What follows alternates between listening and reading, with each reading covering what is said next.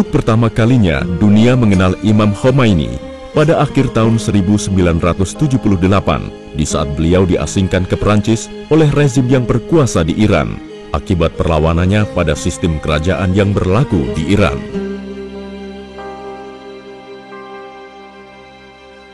Dari kota Novel Syato, sang imam memimpin perlawanannya dengan menggerakkan berbagai demonstrasi di ibu kota Tehran melalui ceramah dan surat-surat politiknya guna menggulingkan sistem kerajaan boneka Amerika, Shah Muhammad Reza Pahlavi. Sebuah gerakan yang tidak pernah ada sebelumnya sepanjang sejarah.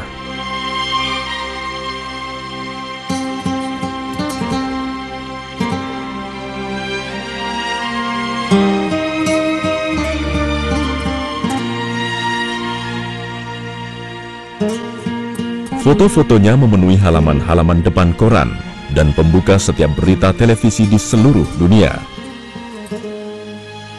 Jenggot putih yang menghiasi wajahnya dan sorban hitam yang melilit di kepalanya menjadikan setiap orang yang menyaksikannya merasakan seolah-olah beliau dilahirkan bukan pada zamannya, namun terlahir dari buku dan lembaran sejarah. Ia lebih mirip sebuah legenda. Semua langkah dan geraknya tidaklah wajar, bahkan namanya sekalipun, Ruhullah.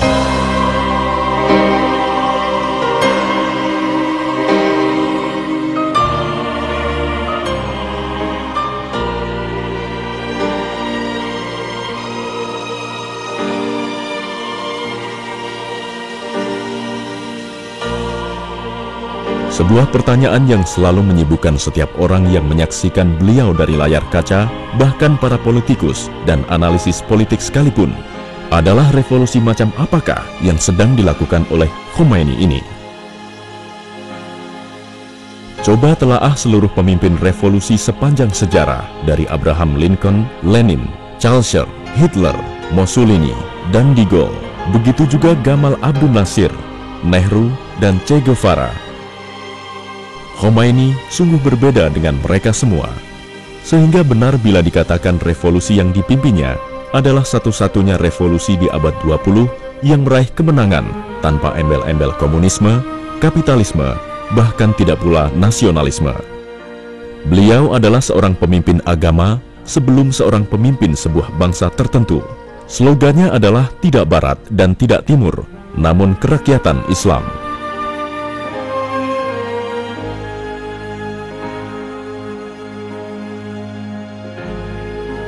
Sorban warna hitam yang selalu menutup kepalanya adalah simbol bahwa nasab beliau bersambung kepada pribadi agung Nabi besar Muhammad SAW.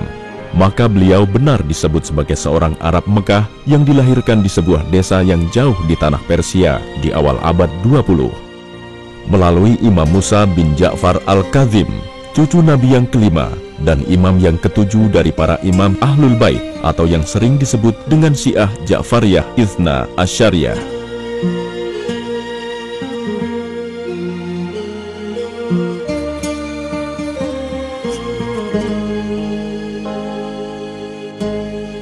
Pada tanggal 20 Jumadil Akhir 1320 Hijriah bertepatan dengan 4 September 1902, di kamar inilah Hajar melahirkan seorang bayi laki-laki yang diberi nama Ruhullah.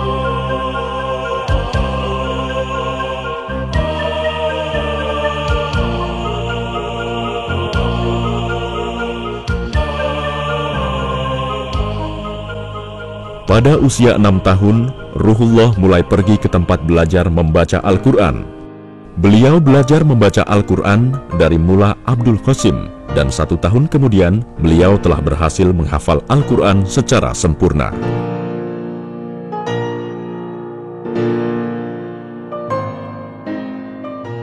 Pada usia 10 tahun, beliau belajar ilmu matematika dan berhitung pada seorang guru lain bernama Iktimadul Ulama.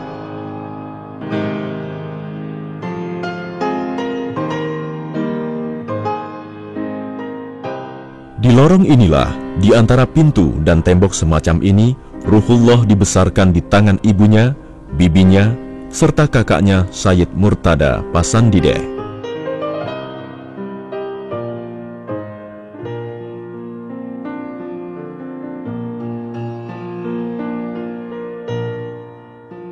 Pada tahun 1914, di ujung Perang Dunia Pertama, Rusia mengerahkan pasukannya untuk menjajah kota Khomein.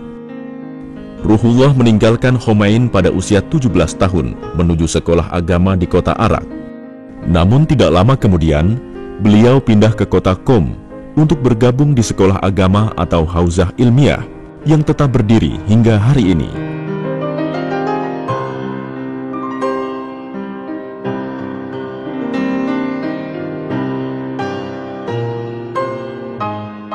Ruhullah mulai melanjutkan pelajaran agamanya di Hauzah Ilmiah Qom yang saat itu berada di bawah kepemimpinan Ayatullah Syekh Abdul Karim Hairi Yazdi. Ruhullah memulai pelajarannya di bidang fikih di bawah bimbingan para ulama besar, di antaranya Ayatullah Syekh Muhammad Taqi Kunsari dan Ayatullah Syekh Abdul Karim Hairi Yazdi.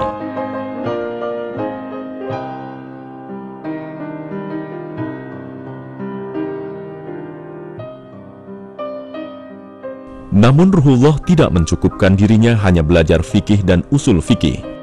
Karenanya ia juga mempelajari ilmu-ilmu rasional seperti ilmu logika atau mantik, filsafat, dan irfan.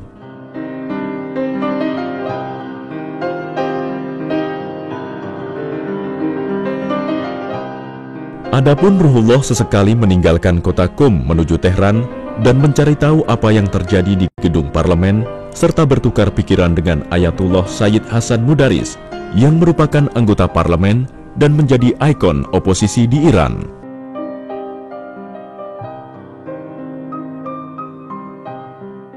Seorang santri yang baru berusia 25 tahun ini menjadi perhatian para guru besar Hauzah, khususnya pemimpinnya, Ayatullah Syekh Abdul Karim Hairi Yazdi. Pada tahun 1928, di saat usia beliau belum genap 26 tahun, beliau telah menulis sebuah kitab yang berjudul Syarah Doa Sahur. Saat usianya menginjak 29 tahun, beliau bermaksud untuk menikah.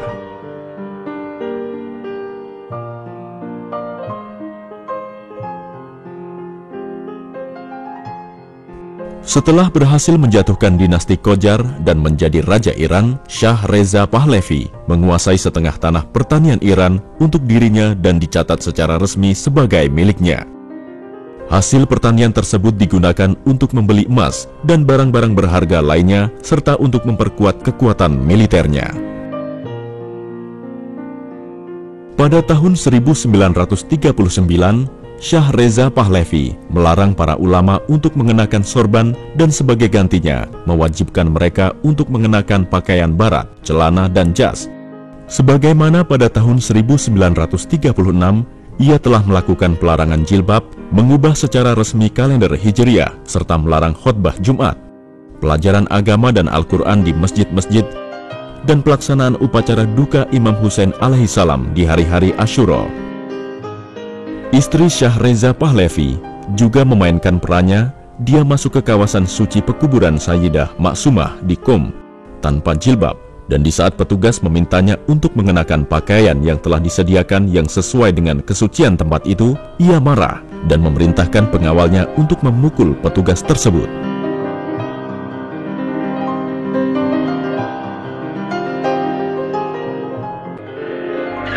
انسانها و نیروی انسانی ما را از بین برده است. این آدم به واسطه نوکری که داشته مراکز فحشا درست کرده. تلویزیونش مرکز فحشاست، رادیوش بسیاریش فحشاست، مراکزی که اجازه دادن برای اینکه باز باشد مراکز فحشاست، اینها دست به دست هم دادن. در تهران مرکز مشروع فروشی بیشتر از کتاب فروشی است. مراکز فساد دیگر الی ماشاءالله است.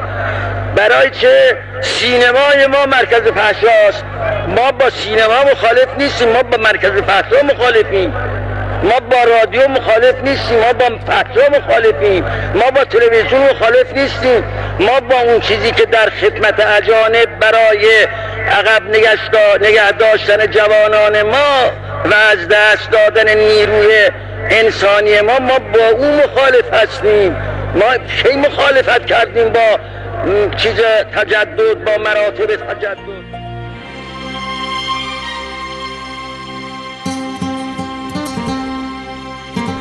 Syah Reza Pahlavi telah mempersiapkan anaknya Muhammad Reza untuk memegang tampuk kepemimpinan setelah dirinya.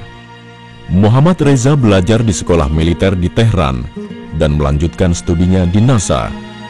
Sekembalinya ke Iran, dia memulai berbagai aktivitas politiknya di bawah bimbingan sang ayah. Syah Reza Pahlavi berkeinginan untuk menguatkan kekuasaannya dengan cara mengawinkan anaknya dengan putri salah seorang raja negeri lain. Karena itulah, ia mempersunting Ratu Fauziah, adik Raja Faruk di Mesir, untuk anaknya. Namun Khomeini muda belum juga memasuki medan politik dan penentangan secara langsung. Ia hanya memantau dan mengikuti semua yang terjadi untuk mempersiapkan diri dan menunggu saat yang tepat.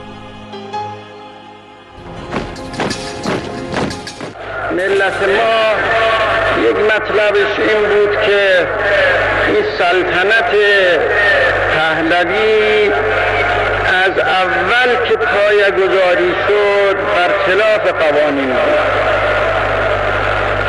اونهایی که در سن منند میدانند و دیدند که مجلس مؤسسان که تأسیس شد، با سرنیزه تأسیس شد، ملت هیچ دخالت نداشت در مجلس مؤسسان.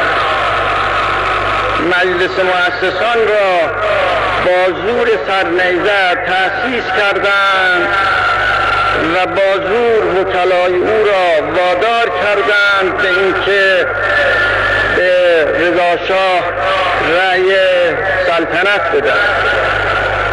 پس این سلطنت از اول یک امر باطلی.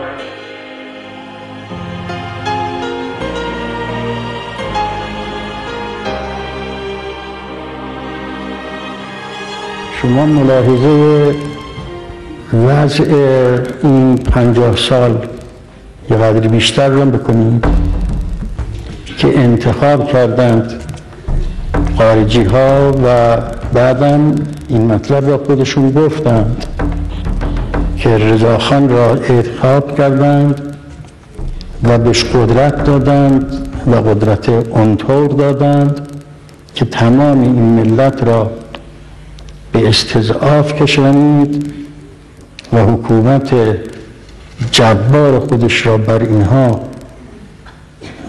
قرار داد و مردم را از همه چیز و بعد از اون هم محمد رضا را گذاشتند با اون همه افرادی که اطراف او بودند و همشون از اونها بودند که طبقه بسیار مرفه و خوشگذران و بالاها به اصطلاح اونها.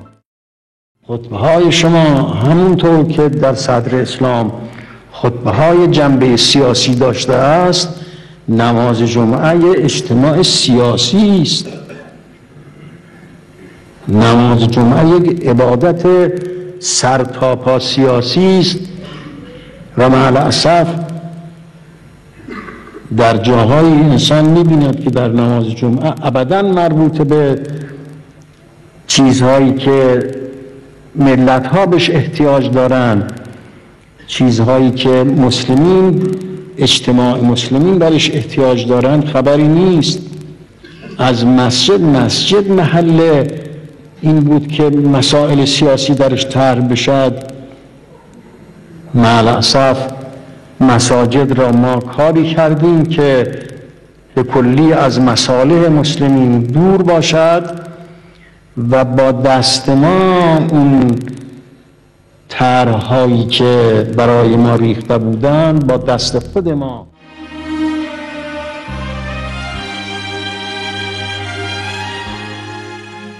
Imam Khomeini menjalankan tugas amar ma'ruf nahi mungkar tidak sekedar mengkritik kebijakan Syah, namun memberikan solusi dan alternatif demi kemaslahatan bangsa dan negara dengan menggantikan sistem pemerintahan yang ada menjadi sistem kepemimpinan ulama. Pada saat yang sama, beliau juga mengajak para ulama untuk melaksanakan tanggung jawab dan tugas sosial dan politik mereka.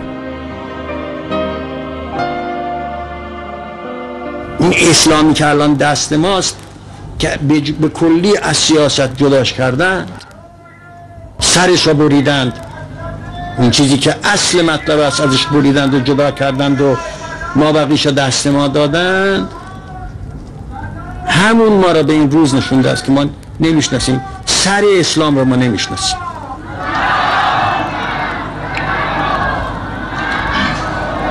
ما تا پیدا نکنیم اسلام را، تا همه مسلمین پیدا نکنند اسلام را، نمیتوانند به مجد خودشون برسند. مجد اسلام اون بود که در صدر اسلام بود، اون بود که با یک جمعیت کم 2 امپراتوری را از بین برد. اون مجد اسلام بود.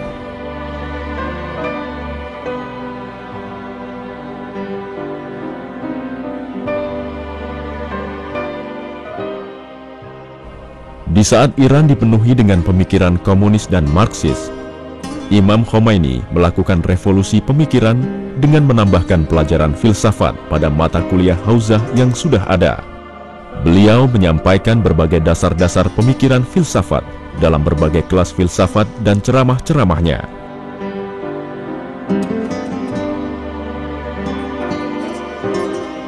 کلیاتش را فلسفه میگه،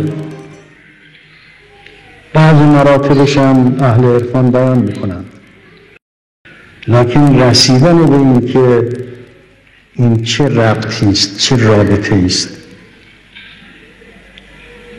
این که هو معکم اینما کنتم نحن اقرب منکم، این یعنی چه جوری است این بحث؟ یعنی پهلوی همین نزدیک به این معناست که ما 2 نفر نزدیک به همین، یا مسئله دیگری است. اینا مسائلی است که دست ما ازش تقریبا کوتاست.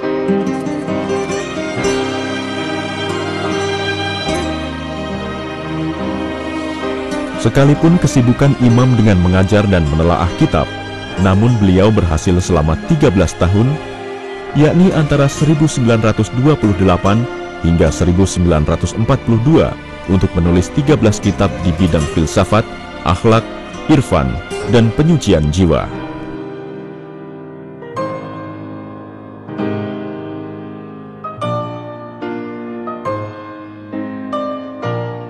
Pada tahun 1949 hingga tahun 1955, Imam melanjutkan kebiasaan menulisnya hingga menghasilkan 10 kitab baru di bidang ilmu fikih dan usul fikih yang beliau tulis kesemuanya dalam bahasa Arab.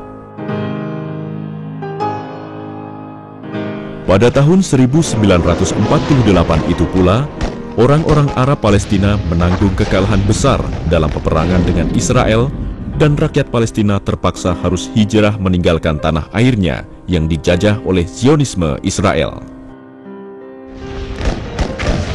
Imam Khomeini selalu menyampaikan dalam pelajaran kelasnya atau ceramah akhlaknya bahwa kaum muslimin dengan persatuan mereka bisa merebut kembali Palestina dan Al-Aqsa dari tangan mereka. هر کاری اولش تفکر و تأمل در اطراف کار است.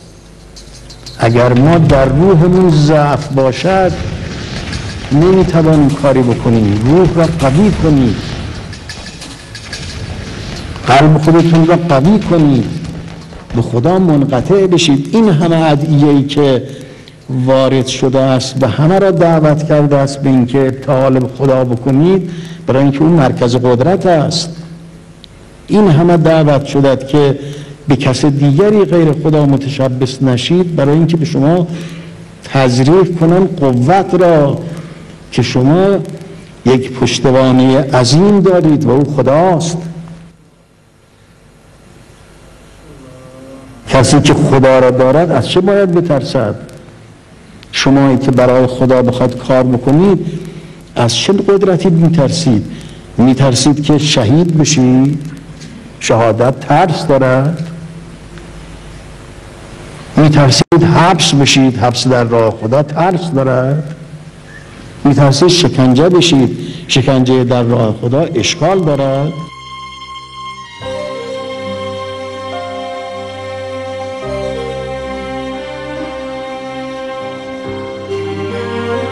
Qom adalah ibu kota spiritual Iran, atau dalam media barat disebut sebagai kota para mullah. Kota ini sepanjang sejarah Iran menjadi simbol perlawanan ulama atas berbagai kebijakan anti-Islam pemerintahan Tehran. Dan pada masa kepemimpinan Muhammad Reza Pahlavi, kota ini menjadi rintangan terbesar bagi Syah untuk memutar dan memimpin roda pemerintahan, walaupun sebelumnya, yakni pada tahun 1953, ia telah berhasil membersihkan para pemberontak, baik dari kelompok kiri atau nasionalis.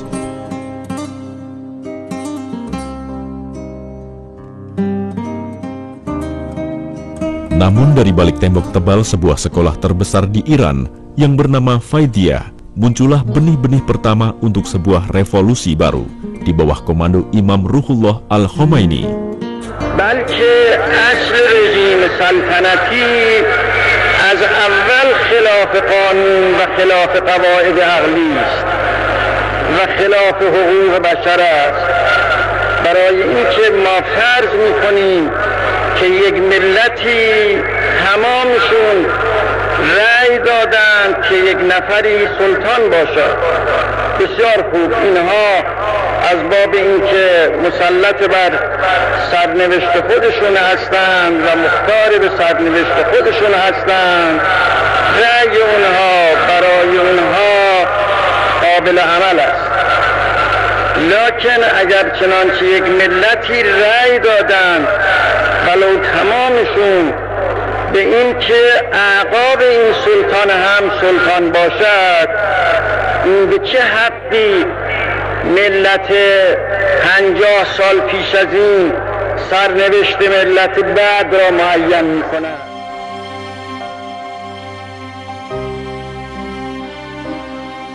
Syah mengubah strateginya yang bergantung pada kekuatan asing setelah revolusi Mossadegh pada tahun 1953 dengan menjalin hubungan lebih khusus dengan Amerika, sekaligus sebagai kekuatan untuk membendung gerakan komunis dari Moskow. Amerika pun telah memberikan konsentrasi yang penuh pada Iran. Pertama, karena perbatasannya dengan Uni Soviet yang memanjang kurang lebih 2.500 km. Kedua, kekayaan Iran dari hasil minyak bumi. Dan yang tak kalah pentingnya, letak geografis Iran yang sangat strategis di antara berbagai negara Timur Tengah.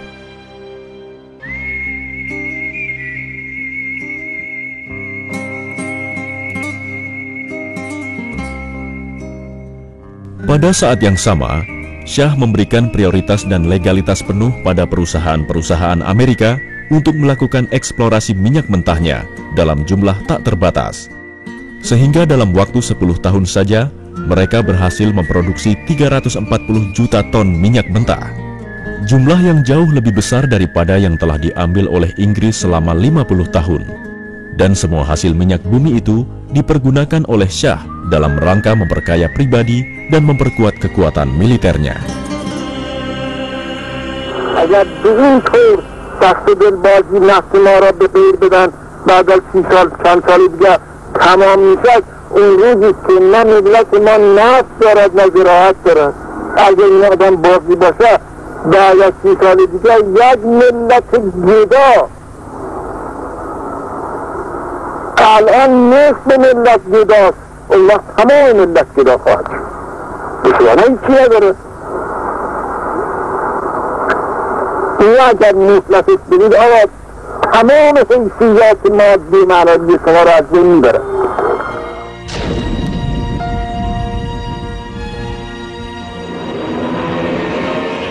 Syah tidak berhenti sampai di sini. Namun pada tahun 1958, Tehran dan Washington menandatangani kerjasama militer dan secara resmi mengizinkan kekuatan militer Amerika untuk intervensi pada berbagai kebijakan dan kejadian dalam negeri Iran di saat dirasa akan membahayakan stabilitas nasional. Oleh sebab itulah, maka para petinggi militer Amerika berkeliaran di Tehran dan kota-kota lainnya dalam jumlah yang banyak sehingga pada akhir tahun 1970-an pasukan Amerika di Iran mencapai angka 70.000 dan penjualan senjata Amerika ke Iran berlipat ganda sehingga layak Iran untuk mendapatkan gelar polisi Timur Tengah. میخوایم که ارتش ما مستقل باشد. آقای ارتش بود شما نمیخوایی؟ شما نمیخوای مستقل باشی؟ آقای سرلشکر شما نمیخوای مستقل باشی؟ شما میخوای نوکر باشی؟ من به شما نصیحت میکنم که بیایید در آغوش ملت، همون که ملت میگه بگید ما باید مستقل باشیم. ملت میگه ارتش باید مستقل باشد، ارتش نباید زیر فرمان مستشارهای امریکا و اجنبی باشد. شما بیایید، ما برای خاطر شما این حرفا میزنیم، شما هم بیایید برای خاطر خودتون این حرفا بزنید، بگید ما میخوایم مستقل باشیم، ما نمیخوایم این مستشارها باشد.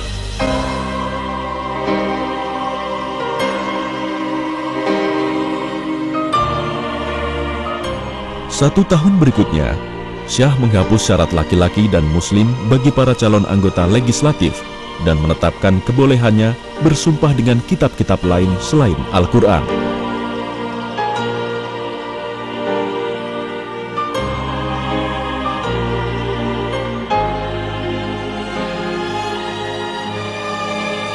Dengan cepat, Imam Khomeini mengundang para ulama untuk mengadakan pertemuan di rumah putra mantan pemimpin Hauzah Ilmiah, Ayatullah Abdul Karim Hairi Yazdi.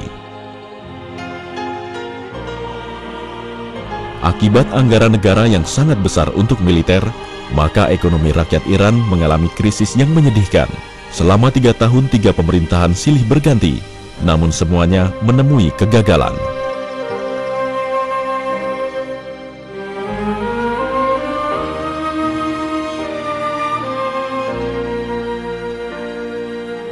من باید عرض کنم که محمد رضای پهلوی این خائن خبیث برای ما رفت فرار کرد و همه چیز ما را به باد داد.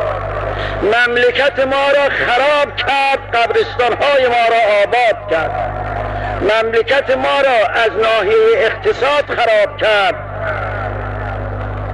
تمام اقتصاد ما الان خراب است و از هم ریخته است که اگر چنانچه بخواهیم ما این اقتصاد را به حال اول برگردانیم، سالهای طولانی با همت همه مردم، نه یک دولت این کار را میتوند بکند.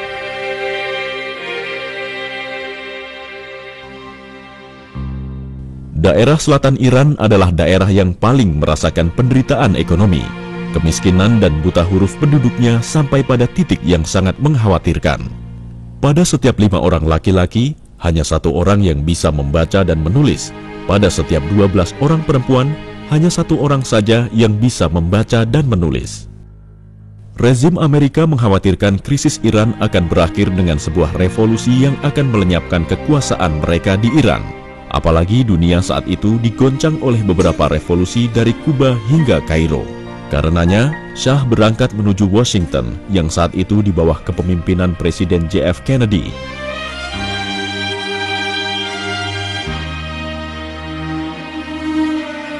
خدا می‌داند اون روزی که من عکس این محمد رضا را دیدم در روزنامه‌ها، اینجا در مجله بود چیزی که در امریکا مقابل یکی از چیزای ریاست جمهورای اونها ایستاده بود مثل یک بچه‌ای و او عینکش را برداشته بود و به روی اون نگاه هم نمی‌کرد، اینطور نگاه می‌کرد و اینطوری ایستاده بود. خدا می‌داند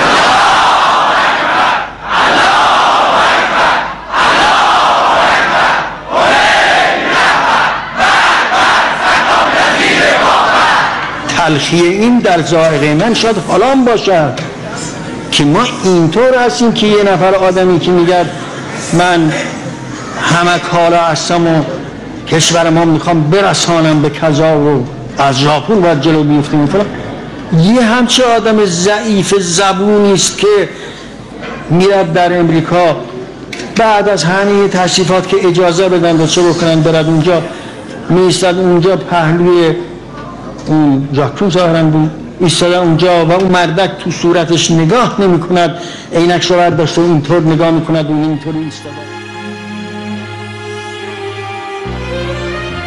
Syah mulai mendeklarasikan reformasi putihnya dengan secara simbolik mengemudikan sebuah traktor bajak dan menyerahkan sejumlah akte kepemilikan tanah kepada beberapa orang petani.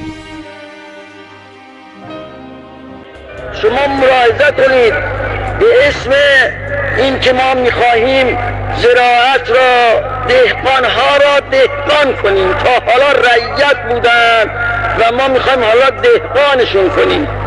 اصلاحات ارضی درست کردن. اصلاحات ارضیشون بعد از این مدت طولانی به اینجا منتهی شد که به کلی دهقانی از بین رفت، به کلی زراعت ما از بین رفت و الان شما در همه چیز محتاجی است به خارج. یعنی محمد رضا این کار را کرد تا بازار درست کند از برای آمریکا و ما محتاج به او باشیم در این که گندم از او بیاریم، برنج از او بیاریم، همه چیز را، تخم مرغ از او بیاریم یا از اسرائیل که دست نشونده امریکاست بیاریم. بنابراین کارهایی که این آدم کرده به عنوان اصلاح، این کارها خودش افساد بوده است. قضیه اصلاحات ارضی یک لطمه‌ای بر مملکت ما وارد کرده است که تا شاید 20 سال دیگه ما نتوانیم این را جبران.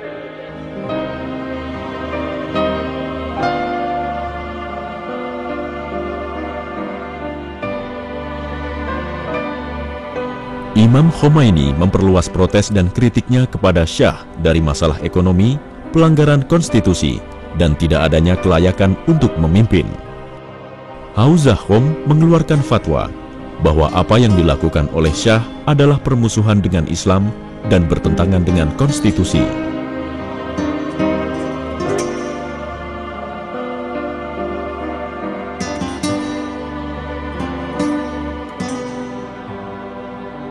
Fatwa itu ternyata sangat efektif untuk menggerakkan massa turun ke jalan memenuhi jalan-jalan protokol setiap kota di Iran, sehingga pasar-pasar dan pusat bisnis menjadi mati. Kali ini Syah menunjukkan sikap lembutnya dengan Hauzah agar mendapatkan legitimasi darinya dengan mengumumkan akan diadakannya referendum untuk menyepakati reformasi putihnya dalam waktu yang cepat, serta keinginannya untuk berkunjung ke Qom guna menemui para ulama. Fatwa mengharamkan menemui dan menyambut kedatangan Syah yang dikeluarkan oleh Imam Khomeini pada saat itu tersebar di mana-mana, sehingga kegiatan pasar dan pusat perbelanjaan di Qom dinyatakan libur. Adapun referendum telah menghasilkan kesepakatan 5.600.000 suara. Namun Imam Khomeini kembali mengangkat bicara untuk memprotes hal itu dengan menjadikannya sebagai hari berkabung nasional dengan meliburkan seluruh kegiatan keagamaan tepat di hari raya Tahun Baru Hijriah Syamsiah atau yang dikenal dengan nama Nuruz. Kali ini Syah bereaksi keras dengan memerintahkan untuk melakukan penyerangan pada Hauzah, tepatnya Madrasah Fadjiyah. Setelah itu, Imam memulai pembicaraan dengan mengatakan, ما حساب بکنیم که این مصیبت ها برای چه به این ملت وارد شد. مگر این ملت چه می گفت و چه می گوید که از اون وقتی که صدای ملت در آمده است تا حالا قتل و ظلم و غارت و همه اینها ادامه دارد. ملت ما چه می گفتند که مستحق این عقوبات شدند؟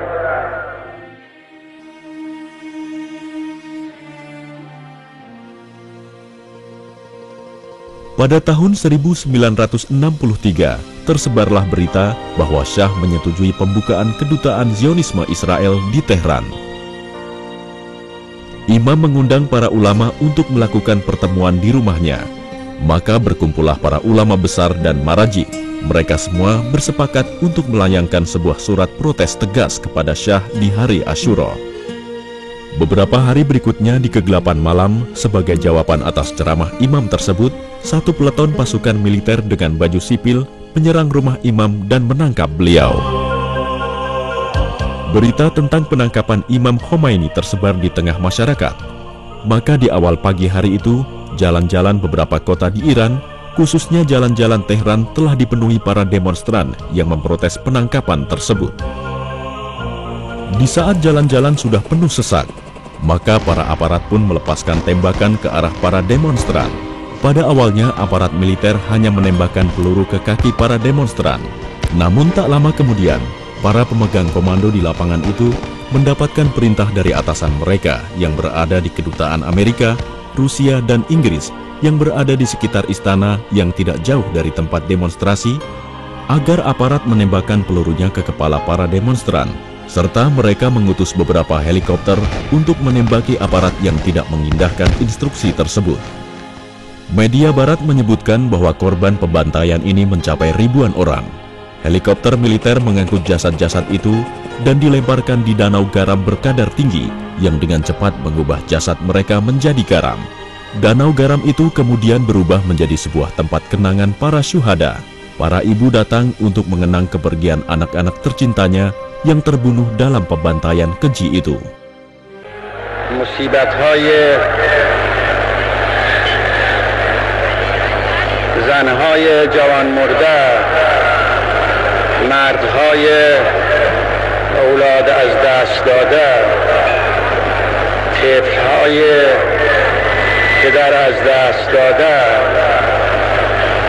من وقتی چشمم به بعضی از اینها که اولاد خودشون را از دست دادن میفتد، سنگینی در دوشم پیدا میشد که نمیتوانم تاب بیارم.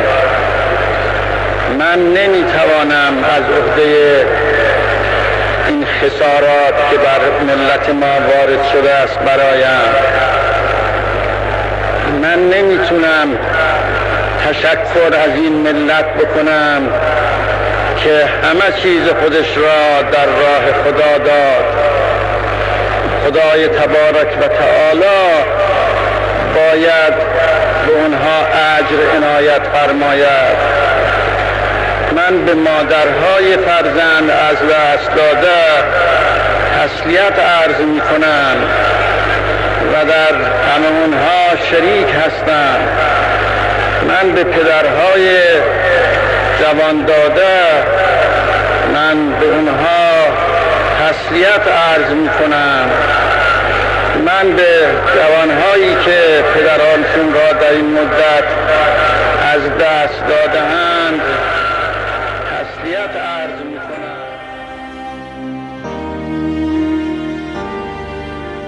Imam Khomeini dijebloskan di penjara Ashir Abad yang berada di Tehran dan mereka mulai melakukan penyidikan. Imam dikeluarkan dari penjara dan diasingkan ke sebuah desa Kursiyah Daudiyah yang berjarak 12 km dari Tehran. Sebagai reaksi atas hal itu, para pedagang pasar yang dikenal dengan kelompok Bazari menutup seluruh toko dan kegiatan mereka, serta turun ke jalan menuntut pembebasan Imam Khomeini. 7 bulan kemudian, Syah menandatangani kesepakatan dengan Washington tentang kekebalan hukum para personel Amerika yang ada di Iran, di mana Iran tidak berhak untuk menghukum dan mengadili mereka atas kriminal apapun yang mereka lakukan. Imam Khomeini mempergunakan kesempatan berceramah pada saat memperingati Hari Maulid Putri Nabi, Sayyidah Fatimah Az-Zahra, untuk memprotes kesepakatan tersebut. Saat ini, Imam tidaklah dijebloskan ke dalam penjara, namun langsung dibawa ke bandara Tehran dan diterbangkan ke Turki. Dimulailah perjalanan Imam Khomeini dalam pengasingannya ke Turki.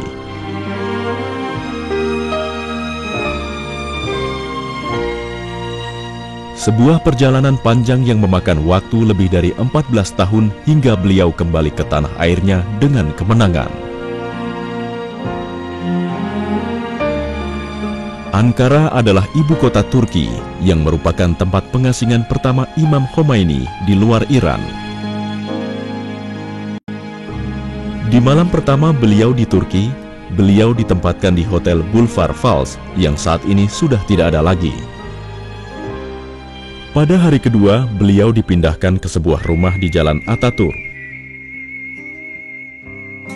Beberapa hari kemudian, keluarlah sebuah larangan bagi beliau untuk mengenakan sorban yang merupakan simbol keagamaan dan keulamaan. Selama keberadaan beliau di Ankara, beliau selalu melakukan surat menyurat dengan anaknya Sayyid Mustafa di Tehran.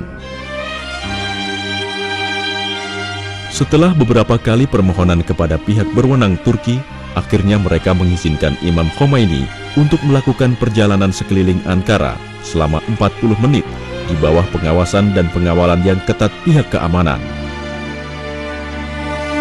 3 hari berikutnya, Imam mendapatkan izin kembali untuk mengunjungi beberapa masjid dan peninggalan kuno di kota Ankara. Imam tinggal di Ankara selama 8 hari, di mana para intelijen Turki mencari tempat yang lebih cocok bagi beliau, sehingga seorang tua yang telah berusia 62 tahun itu dapat menghabiskan sisa umurnya dengan suasana tenang, jauh dari keramaian kota Ankara.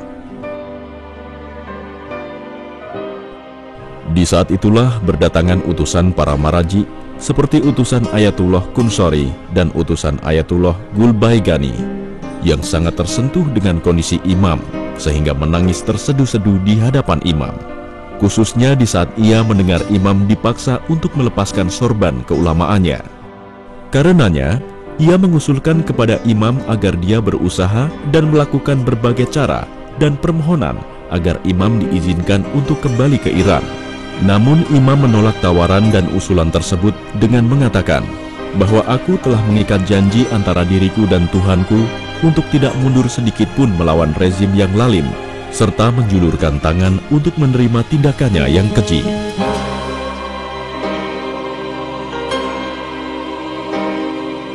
Imam Khomeini biasa melakukan sholat di Masjid Jami Olo yang tidak jauh dari tempat tinggal beliau di Bursa.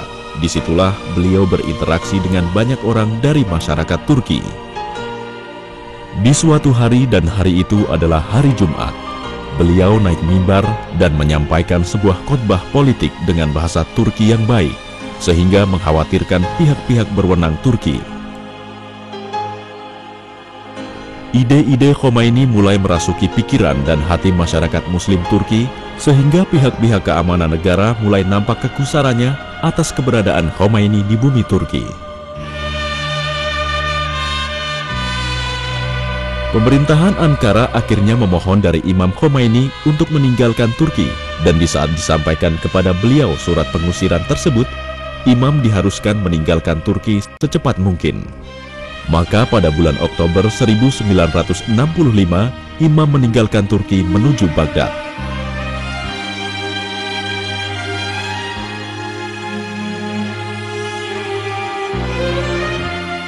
Baghdad adalah terminal kedua dari perjalanan panjang perjuangan Imam Khomeini dalam pengasingan. Tempat pertama bagi Imam di Baghdad adalah perkampungan Kazimiyah.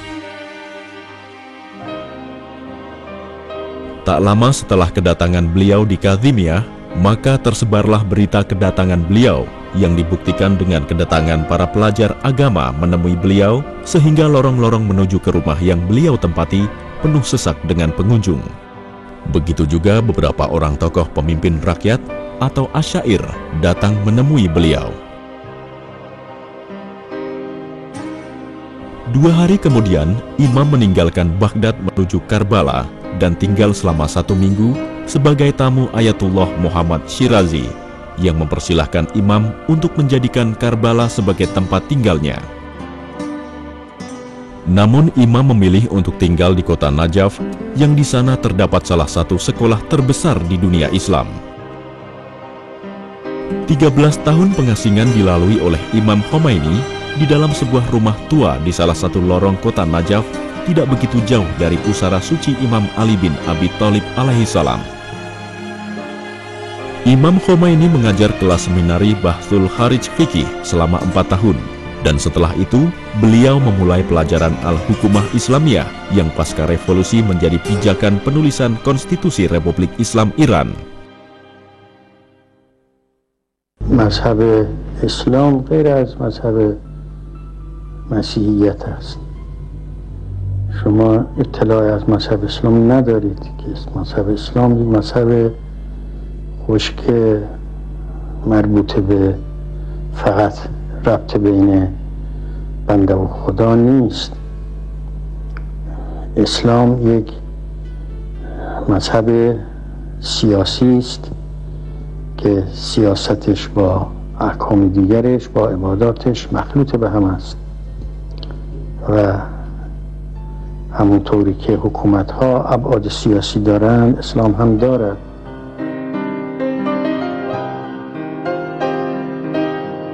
Dasar-dasar pemikiran Imam Khomeini dalam pelajaran fikih dan usul fikih telah menjadikan kelas beliau penuh dengan para pelajar, baik dari dalam atau luar negeri, seperti Iran sendiri, Pakistan, Afghanistan, India, dan negara-negara Arab Timur Tengah lainnya.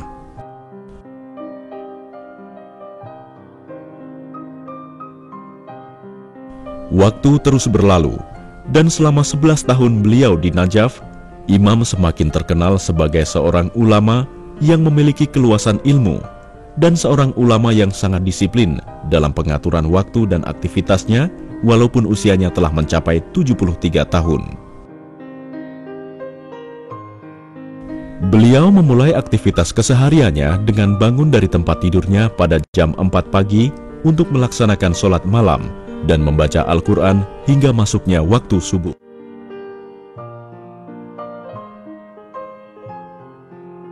Sebelum matahari terbit, beliau meninggalkan rumahnya menuju Masjid Syekh Ansori untuk mengajar. Pada jam 11.30, beliau kembali ke rumah menyantap sedikit makanan ringan dan istirahat sejenak, kemudian menulis pelajaran yang telah ia sampaikan pada para murid dan santrinya. Setelah itu, beliau menemui para tamu dengan alokasi waktu 5-10 menit untuk setiap orangnya.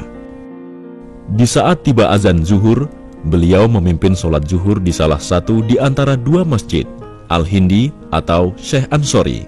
Begitu pula tausiah politik beliau lebih banyak disampaikan di Masjid Syekh Ansori. Setelah itu, beliau kembali ke rumah dan menyantap makan siang yang tidak lebih dari satu jenis lauk. Kemudian istirahat siang hari antara 30 hingga 45 menit. Dan bangun pada sekitar jam 4 menikmati minum teh sore hari buatan tangan sendiri. Pada pukul 16.15, beliau memulai aktivitas sorenya dengan menelaah buku dan kitab, hingga beberapa menit sebelum azan, dengan disela 30 menit olahraga dengan berjalan di halamannya. Di saat maghrib tiba, beliau memimpin sholat maghrib dan isya berjamaah di halaman rumahnya atau di Madrasah Al-Burujurdi. Setelah sholat isya, biasanya beliau duduk di halaman rumahnya sendirian sekitar 45 menit, dan ini merupakan waktu yang paling indah bagi dirinya. Pada pukul 8 malam, beliau meninggalkan rumahnya untuk berziarah ke pusara suci Imam Ali bin Abi Thalib alaihi salam. Kurang lebih 2 jam tinggal di sana dan pulang ke rumahnya sekitar pukul 12 malam.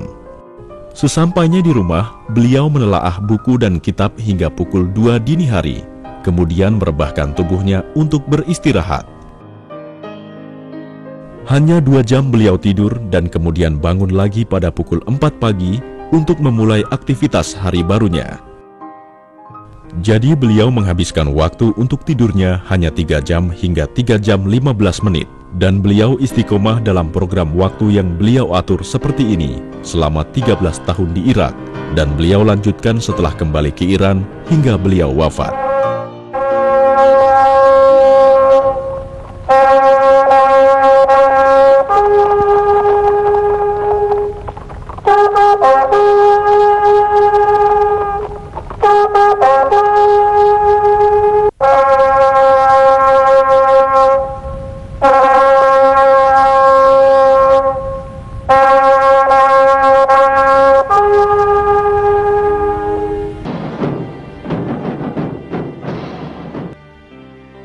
Pada tahun 1971, Syah mengundang para kepala negara dunia untuk menghadiri sebuah peringatan berlalunya 2500 kejayaan kerajaan Iran.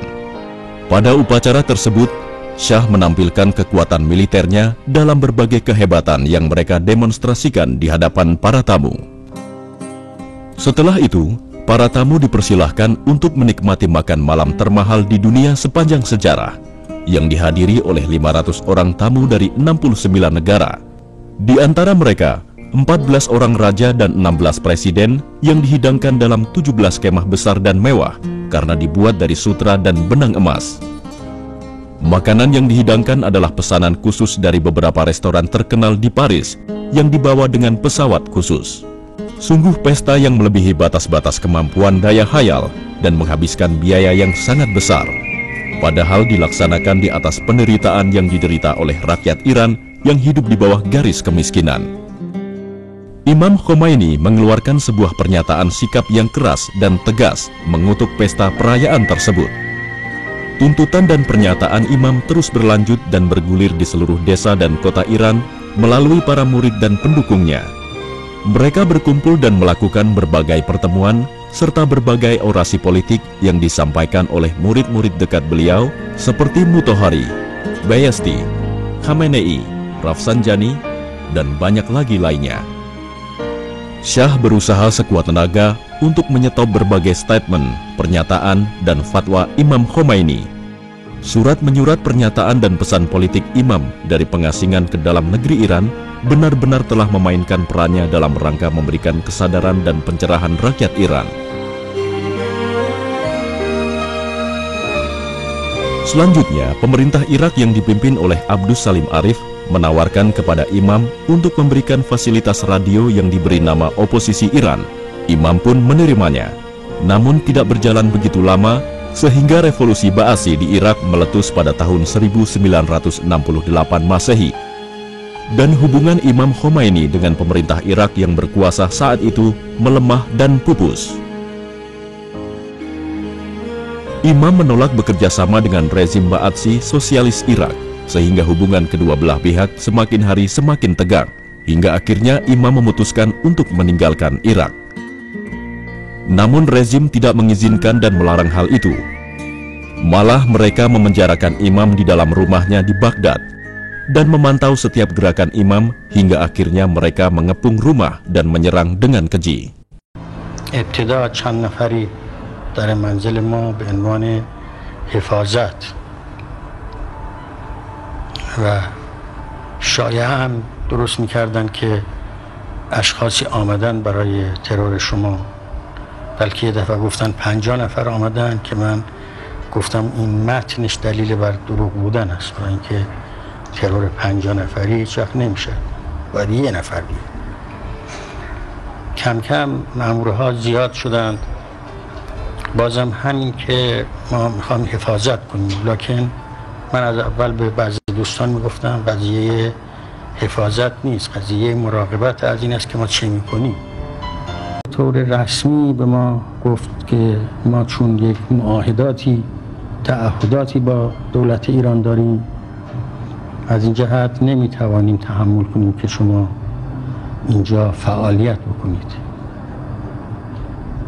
و شاید امروز همین مقدار گفت، روز بعدش باز آمد و بیشتر و گفت که نباید شما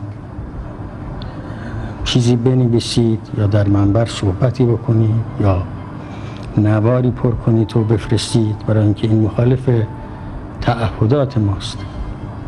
من بهش گفتم که این یه تکلیف شرعی است که به من متوجه است. من هم اعلامیه می‌نویسم و هم در موقعش در منبر صحبت میکنم و هم نوار پر میکنم و به ایران میفرستم. این تکلیف شرعی من است، شما هر تکلیفی دارید. Saat itu, rezim menangkap setiap orang yang ada di dalam rumah Imam yang melakukan aksi protes. Setelah itu, kondisi semakin buruk. Pengepungan terjadi hampir setiap hari. Para murid beliau ditangkap satu persatu, hingga akhirnya Imam memutuskan meninggalkan Irak untuk selama-lamanya.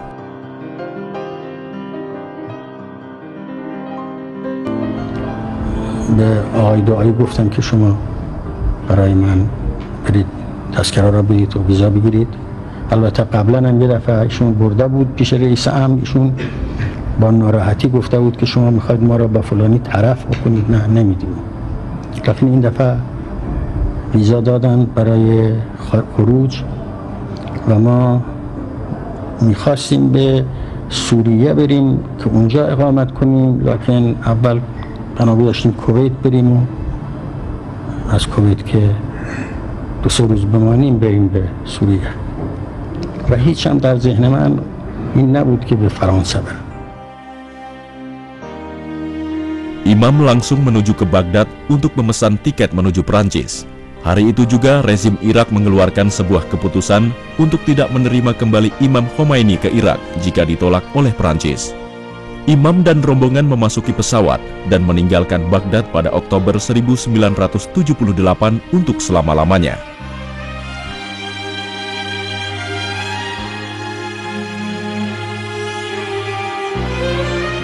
Paris, ibu kota Perancis, adalah terminal ketiga Imam dalam perjalanan panjang pengasingan Imam hingga kemenangan revolusinya.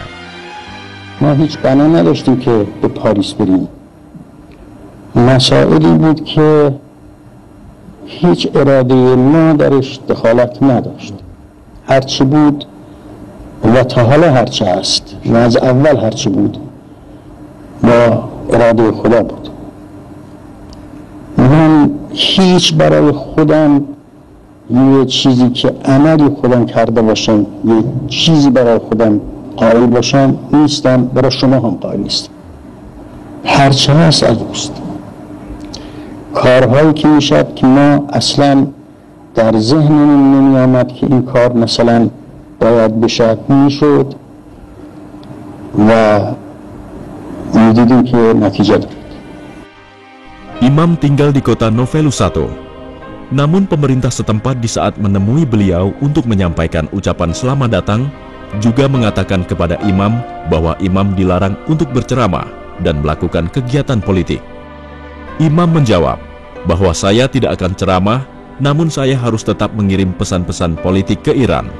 البته دولت فرانسه ابتداءً حالا بود یه قدری احتیاط میکرد، لکن بعدش نه، با ما محبت کردند و ما مطالبمون را در پاریس بیشتر از اون مقداری که توقع داشتیم منتشر کردیم و گاهی خبرگزاری های امریکا می آمدن اونجا و ما صحبت میکردیم و به من میگفتن که این در تمام امریکا و این مقداری هم در خارج امریکا پخش میشن.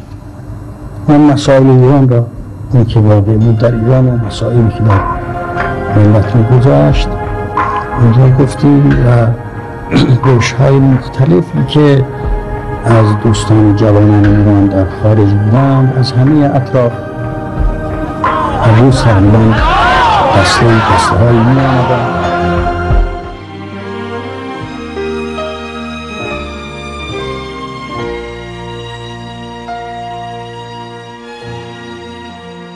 Menjelang sehari sebelum Hari Raya Natal, Imam menyuruh putranya Sayyid Ahmad untuk menyiapkan bunga dan kue dan dibagi-bagikan sebagai hadiah kepada para tetangga sekitar rumahnya.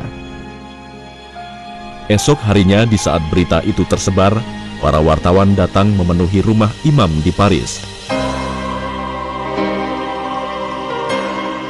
Dan setiap hari tidak kurang dari 5 wawancara pers dalam dan luar negeri mewawancarai beliau. Dengan demikian, Imam dan revolusinya dengan cepat dikenal oleh masyarakat dunia.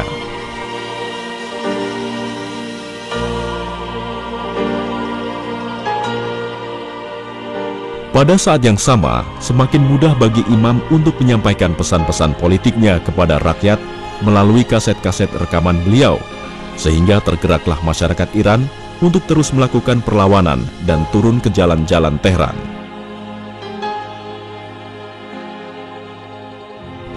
راجع به آشورا و ایام محرم من دستور دادم به ایران و دنبال این دستور اعمالی خواهند کرد و من امیدوارم که دولت تکلیف خودش را بفهمد و بفهمد که نباید با مردم خشونت کرد و بفهمد که قاصد است و شاه بفهمد مسائل را و آشورا را بگذارند که به هر طوری که مردم میخواهند عمل کنند و اگر جلوگیری بکنند مطلب بدتر خواهد شد و به ضرر همه آنها خواهد تمام شد و mungkin است که kondisi زیادی. Syah mengumumkan secara resmi keadaan darurat militer yang melarang setiap orang untuk keluar rumah dan melarang melaksanakan peringatan Asyura sekalipun di masjid. Imam memerintahkan rakyat untuk naik ke atap-atap rumah mereka dan meneriakkan takbir. Pada malam 10 Muharram itu, para wartawan dalam dan luar negeri memberitakan bahwa suara takbir dari setiap atap rumah menggemparkan Iran dan mengkhawatirkan Syah.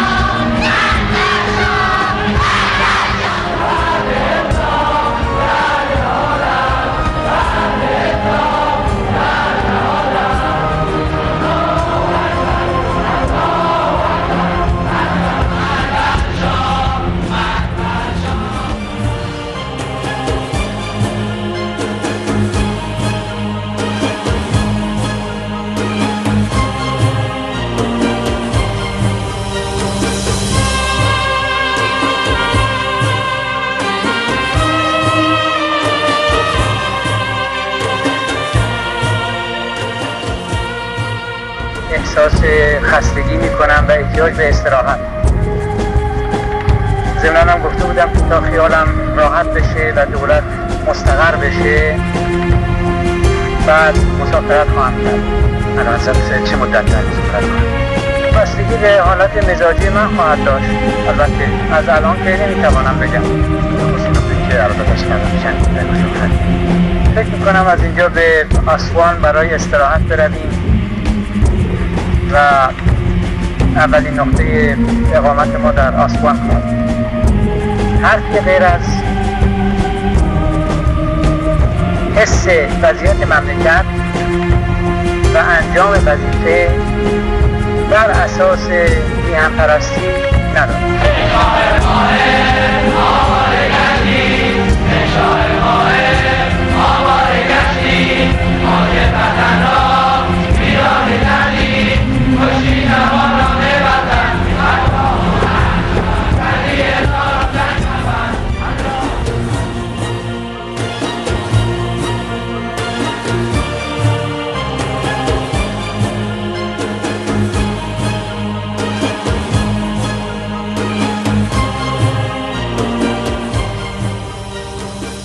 Di saat itu, Imam memerintahkan rakyat untuk meneruskan perjuangan untuk meruntuhkan pemerintahan sementara Bakhtiar.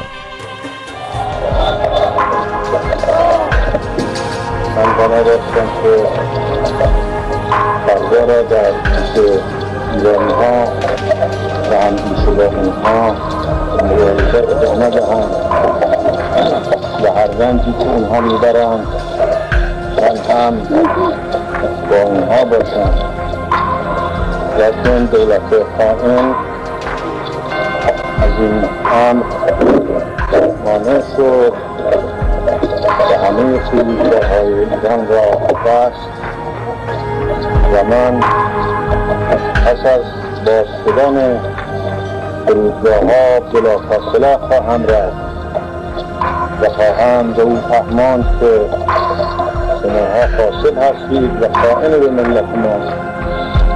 ملت ما تحمل شما نوکرهای خارجی را نخواهد داد و در اول فرصت پیش مردم ایران خواهم رفت تا با اینها یا کشته بشم یا حقوق ملت را بگیرم و به ملت برگردانم.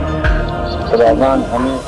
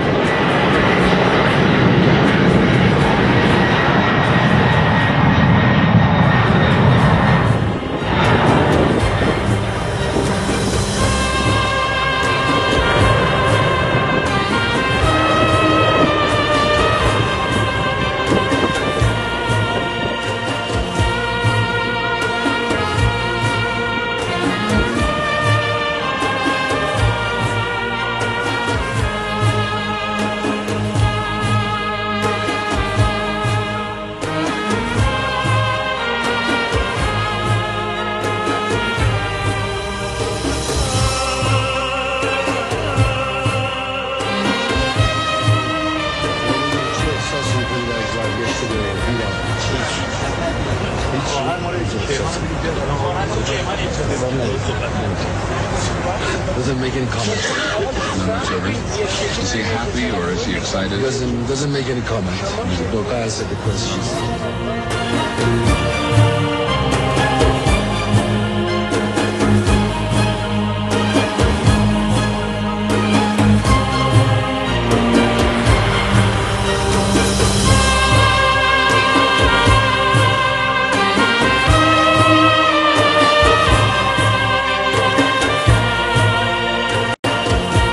Pesawat mendarat di Tehran dan mulailah perubahan fundamental yang mengakhiri kejayaan 2500 tahun Persia. Imam kembali ke Iran bukan untuk membagi kue kekuasaan dengan Syah, namun untuk menggantikan sistem kerajaan dengan sistem kepemimpinan ulama.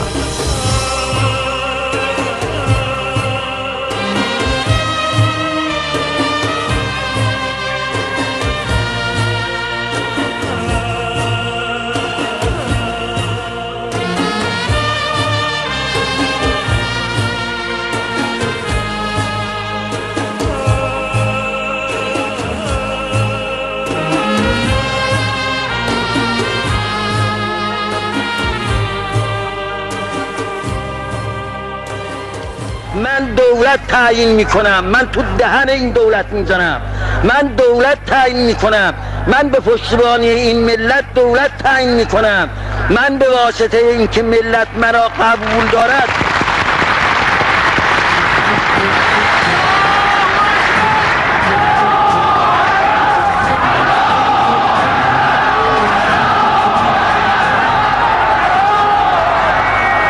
میگه که در یه مملکت که دوتا دولت نمیشد. خب واضح هستیم یه مملکت دوتا دولت نداره، لکن دولت غیر قانونی باید برد. تو غیر قانونی هستی. دولتی که ما میگیم دولتی است که متکی به آراء ملت است، متکی به حکم خداست.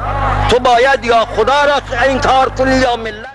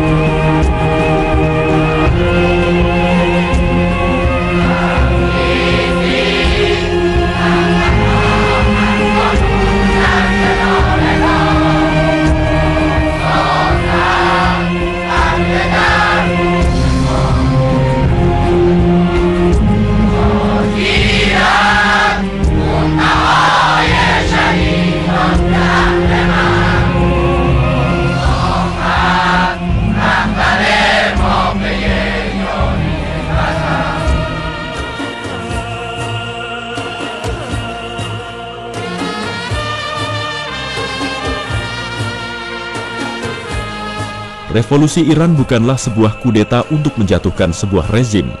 Ia bukan pula sebuah kudeta militer, namun ia merupakan sebuah revolusi rakyat yang dipimpin oleh para ulama yang bertindak sebagai guru dan pemimpin mereka. Karena itulah pantas untuk disebut sebagai revolusi Islam karena berangkat dari nilai-nilai Islam dan dalam rangka memenangkan nilai-nilai Islam. Sungguh ia merupakan satu-satunya revolusi yang takkan ada tandingannya di abad ke-20.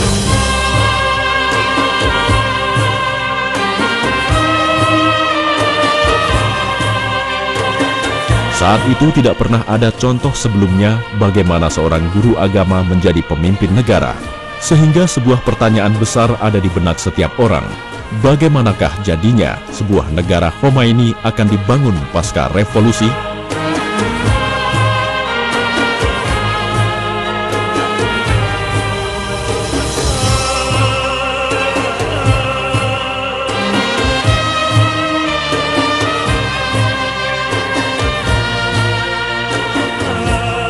ما در جمهوری اسلامی داریم زندگی میکنیم. جمهوری اسلامی که در اسلام مثل رسول اکرم، مثل امیرالمؤمنین سلام الله علیهما برش حکومت کردن. میخوام یه همچی حکومتی باشه.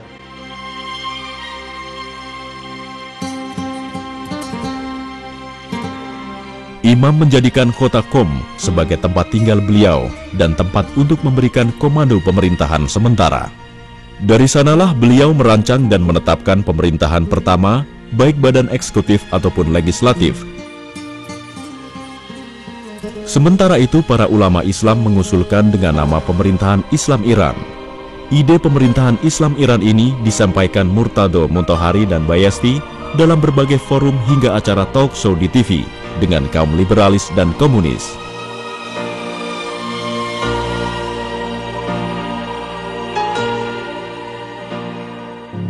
امروز مردم توجه پیدا کردن به اینکه نباید یه اقلیتی برای یک اکثریت قاطع حکومت کند. این مطلب پیدا شده در ذهن مردم. در بلاد اسلامی این مثلا طرح هست الان که باید ما یه جمهوری اسلامی داشته باشیم. ما نباید یه جمهوری دموکراتیک داشته باشیم به اصطلاح اینها. یه مسئله غربی داشته باشیم، اسمش رو عوض کنیم، شاهنشاهی رو برداریم، یه شاهنشاهی دیگری جاش بگذاریم به طور مسائل غربی. Referendum yang dilaksanakan pada penghujung tahun 1979 itu adalah jawaban atas pernyataan apakah setuju atas sistem pemerintahan Islam dengan nama Republik Islam, ya atau tidak. Panitia penyelenggara referendum mengumumkan bahwa lebih dari 98% suara yang masuk menjawab ya untuk nama Republik Islam. Dan pada 1 April tahun 1979 dideklarasikan penamaan Republik Islam Iran dan sekaligus menjadi identitas negara serta sistem pemerintahan di Iran.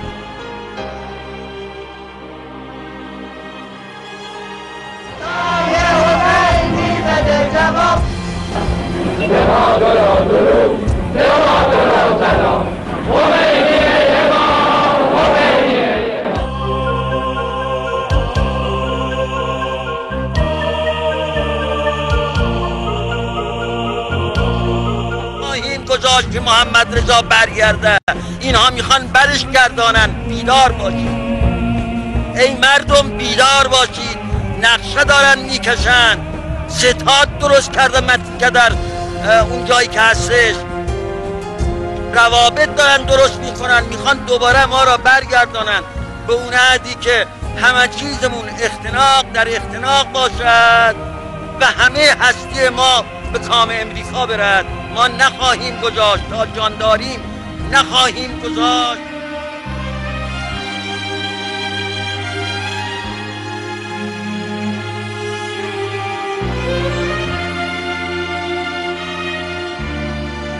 Film ini diambil di halaman rumah Imam Khomeini pada bulan Ramadan di saat beliau mengundang para petinggi negara. Di antaranya adalah para menteri, anggota badan yudikatif, dan beberapa orang anggota parlemen untuk berbuka puasa bersama, termasuk Presiden Republik Islam Iran, Sayyid Ali Khamenei.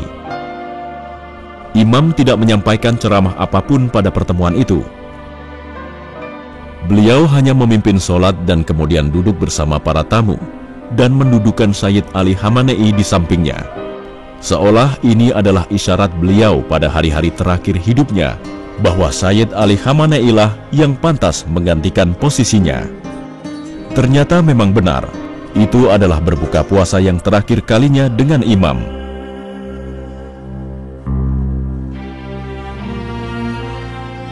Karena setelah Hari Raya Idul Fitri, kesehatan imam semakin memburuk dan mengharuskan beliau masuk rumah sakit pada tanggal 24 Mei 1989.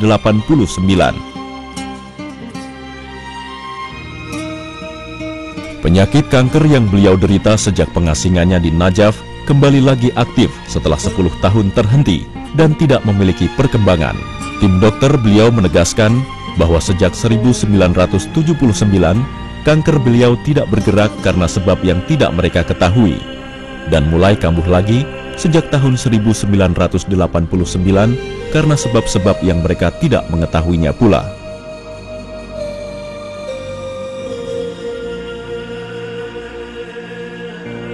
Karena itulah pada 24 Mei 1989, imam harus masuk rumah sakit dan opnam selama 11 hari saja.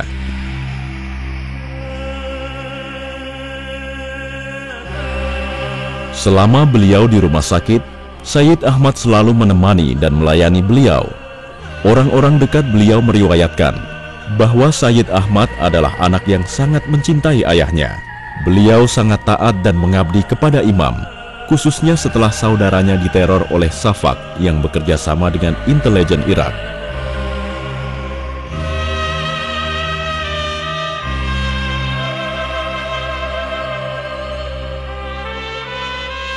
Ahmad adalah putra dan tangan kanan imam. Selain itu, dia kepala kantor imam dan pemegang semua rahasia imam. Namun hingga wafatnya di tahun 1993, beliau tidak siap untuk menduduki jabatan apapun di pemerintahan Republik Islam Iran.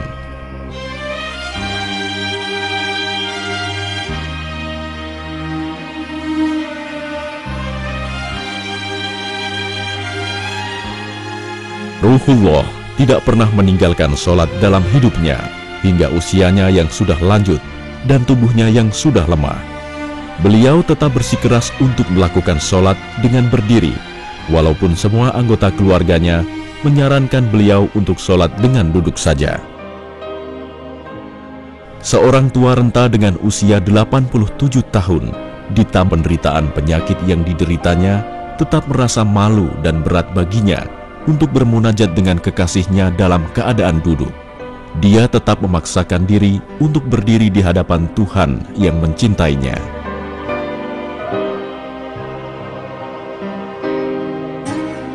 بسمه تعالی به اطلاع ملت شریف و عزیز ایران میرسانیم امروز در ساعت 3 بعد از ظهر در سیر درمان حضرت امام مد ظله العالی مشکلی پدید آمد.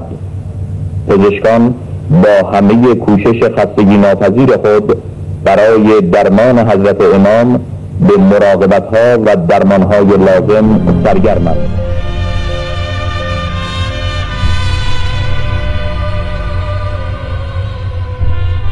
Para dokter memutuskan untuk melakukan operasi bedah untuk mengangkat kanker yang ada di dalam lambungnya. Pasca operasi, kondisi imam semakin memburuk, dan para dokter pun merasa tidak mampu melawan penyakitnya.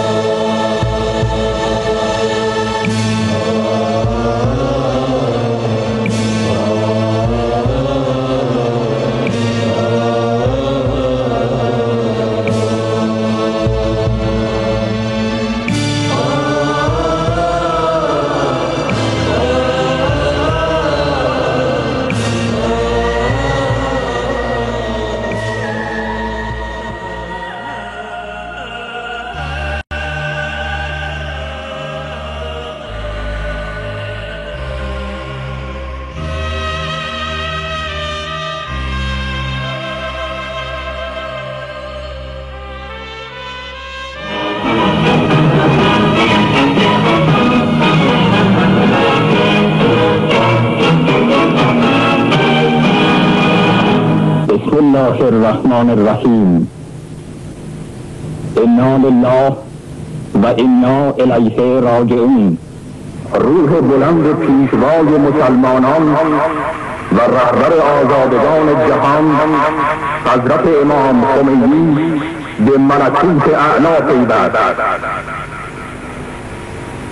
به همین مناسبت از سوی حجت الاسلام سید احمد خمینی فرزند امام خمینی بیانیه‌ای به این شهر منتشر شد.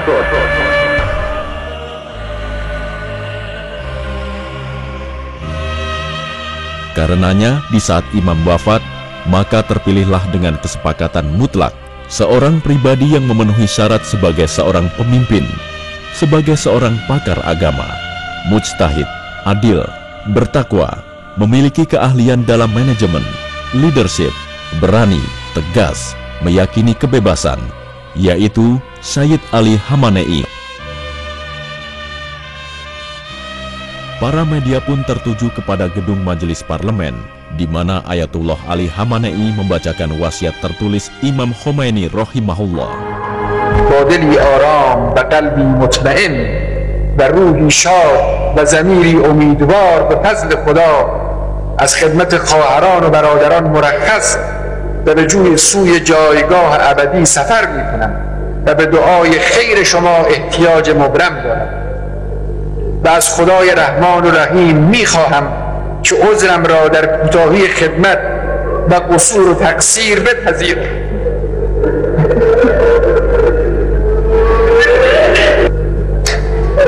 و از ملت امیدوارم که عذرم را در کوتاهی‌ها و قصورها و تقصیرها بپذیرد و با قدرت و تصمیم اراده به پیش روند و بدانند که با رفتن یک خدمتگزار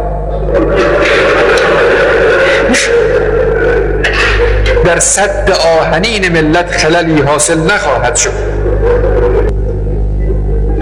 که خدمتگزاران بالا و بالاتر در خدمتند و الله نگهدار این ملت و مظلومان جهان است.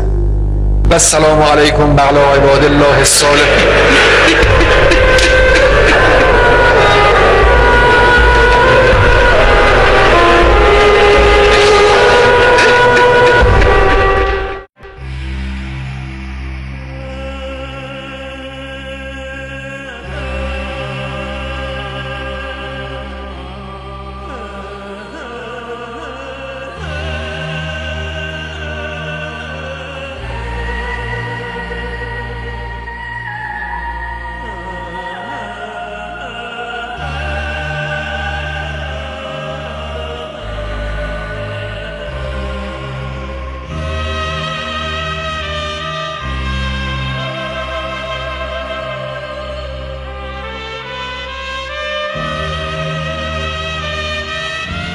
Jutaan rakyat Iran memenuhi jalan-jalan untuk melakukan perpisahan akhir pada imam yang mereka cintai. Pemandangan yang belum pernah terlihat sebelumnya sepanjang sejarah Iran, bahkan seluruh kawasan Timur Tengah.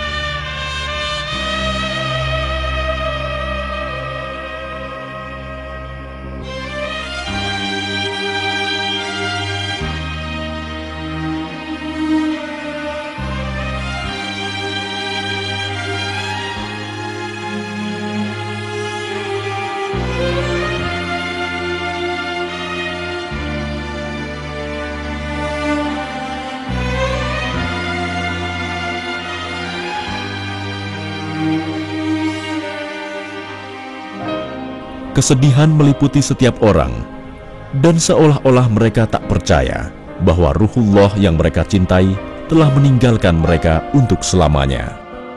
Kepergiannya seolah sebuah petir yang menyambar setiap pencintanya, sehingga sebagian mereka menangis, berteriak, pingsan, memukul-mukul dada dan kepala mereka.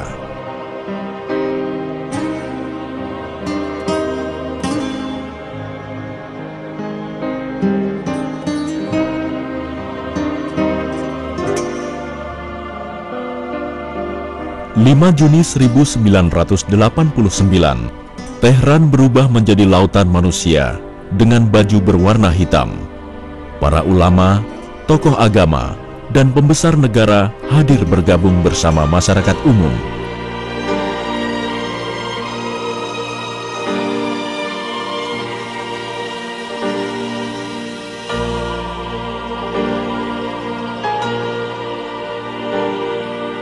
Bertindak sebagai imam dalam sholat jenazah Ayatullah Uzma Sayyid Muhammad Gulbaigani.